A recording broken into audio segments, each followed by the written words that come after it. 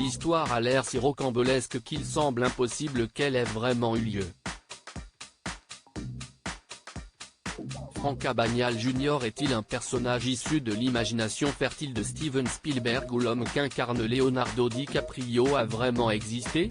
Aussi surprenant que cela puisse paraître, tout est vrai, puisque le véritable Franck Abagnale Jr. a été recherché durant 5 ans avant d'être arrêté puis embauché par le FBI. L'homme aux 1000 visages recherché dans plus de 26 pays. Mon père a dit que je pouvais être qui je voulais, alors je suis devenu qui je voulais et l'une des répliques du film a être restée pour la postérité. Si est à Montpellier que les gendarmes interpellent en plein été 1969 un certain Robert Monjo, écrivain américain venu s'installer dans la région.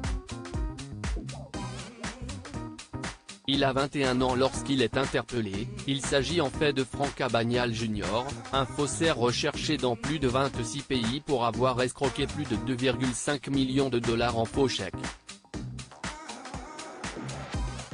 Pendant 5 ans, la police est à ses trousses, mais le jeune homme arrive à leur échapper en changeant d'apparence et d'identité.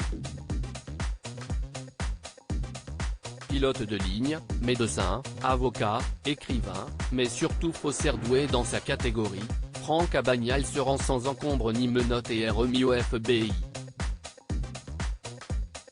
À sa sortie de prison, ceux qui l'ont recherché et arrêté l'embauche, avant qu'il ne fasse finalement fortune dans la sécurité contre la fraude. À l'écran, en 2002, Steven Spielberg mise sur le tandem Leonardo DiCaprio-Tom Hanks pour incarner les personnages du faussaire et de l'enquêteur à ses trousses. Roi de l'imposture, Franck Abagnale Jr. s'est visualisé sous les traits de Leonardo DiCaprio, alors qu'il apparaît lui-même dans le film dans le costume d'un policier français.